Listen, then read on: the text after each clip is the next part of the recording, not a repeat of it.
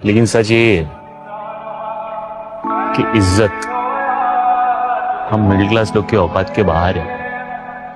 हम अफोर्ड ही नहीं कर सकते इसे। हम लोग टैक्स भरते हैं, सेविंग्स करते हैं, क्रेडिट कार्ड से रोज का खर्चा निकालते हैं, ब्याज पे पैसा उठाते हैं, फिर वो पैसा वापस करने के लिए ब्याज पे और पैसा उठाते हैं। देखा जाए तो हम लोग की पूरी जिंदगी लोन में ही निकल जाती है। सबसे पहले काम मिलने के लिए एजुकेशन लोन, फिर अगर काम मिल गया तो काम पे जाने के लिए मोटरसाइकिल लोन, फिर अगर प्रमोशन हो गया तो कार लोन, और उसके बाद सबसे चूतिया लोन। कुछ कौन सा लोन? कौन सा लोन? शादी लोन। शादी नहीं चलती है, लोन चलते रहता है। और उसके बाद लोनों का बाहुबली होम लोन से लेते लेते आदमी सड़क पे आ जाता है।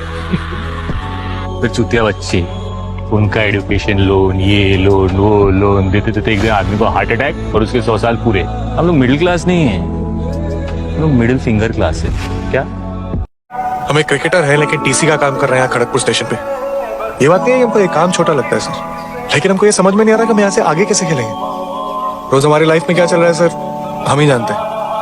8013 अप और 8029 डाउन के बीच में हमारा जॉगिंग हो जाता है। फिर गेट नंबर 3 के सामने खड़े होकर फाइन इकट्ठा करते हैं। ना तो हमारा गेम इंप्रूव हो रहा है सर, ना हमको कोई आगे अपॉर्चुनिटी मिल रहा है। बस रणजी खेले जा रहे हैं। कब तक और कैसे चलेगा sir?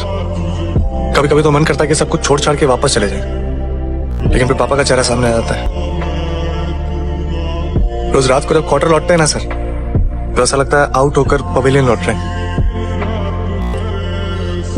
I am start feeling depressed sir. नहीं होता यार मुझसे, नहीं कर पाता मैं कंसंट्रेट, नहीं बैठ पाता तुम लोगों की तरह 6-6 घंटे। तो क्या करूं मीना, बता मुझे, मैं क्या करूं? बता, कूद जाऊं, लटक जाऊं, भाग जाऊं?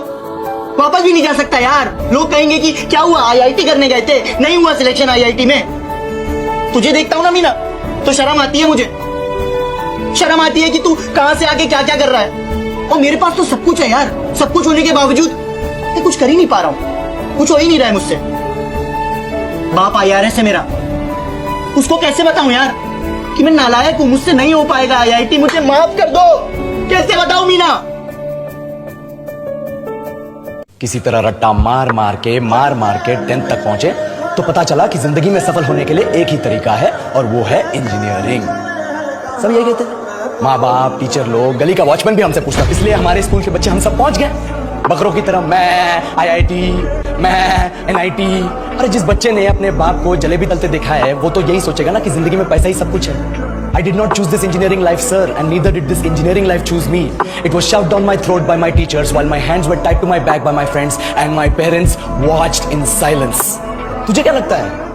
मुझे कभी लगा नहीं कि मैं अपनी अंग्रेजी पे काम करूं, अपनी पर्सनालिटी पे काम करूं। बहुत लगा। ये चूतिया इंडस वैली सिविलाइजेशन का जो एजुकेशन सिस्टम बिठा के रखे हो, जिसमें हर साल में 10 सब्जेक्ट, हर सब्जेक्ट में theory, practical, viva, lab work, external, internal, majors, minors, assignment, project, thesis, गार्ड मार के रखी हमारी। महीनों तक नहाना भूल जाते हम लोग, और फिर हमारा परसेप्शन बना देते हो कि हम ऐसे ही रहना चाहते हैं। अरे कुछ तो सीख अपने भाई से, बेअकल। हूँ यार, मैं बेअकल हूँ, मैं नालायक, पर नहीं बनना मुझे, फॉर्म नहीं करनी आईआईटी। मेरा जो मैंने वो ना करूं मैं। खुशी सिर्फ कामयाबी से मिलती है। पापा आपको कैसे पता, अगर आईआईटी नहीं करेगा तो कामयाब नहीं होगा?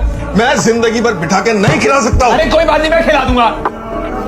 और मैं आईआईटी में पढ़ रहा हूँ, इसलिए मुझे दिख रहा है कि आप उसके साथ क्या कर रहे हो। आप उसके साथ वही कर रहे हो जो मेरे साथ क्या करते थे पहले, साइंस साइंस साइंस, फिर आईआईटी आईआईटी आईआईटी। और आपका क्या पापा, लोग तो आगे वाहवाही देंगे। बख्शी साहब, आपका डंडा न होता तो लड़का तो कभी आईआईटी क्लियर करता ही नहीं। मेरे जैसे भरे पड़े आईआईटी में। कभी उससे पूछा उसका क्या मन है करने का, कभी मुझसे पूछा था। अनुज है ना, अनुज मेरे रूममेट, वो भी आया आईआईटी में, अपने माँ बाप का सपना पूरा कर लिया, सुसाइड कर लिया उसने, नहीं हो पाया उससे।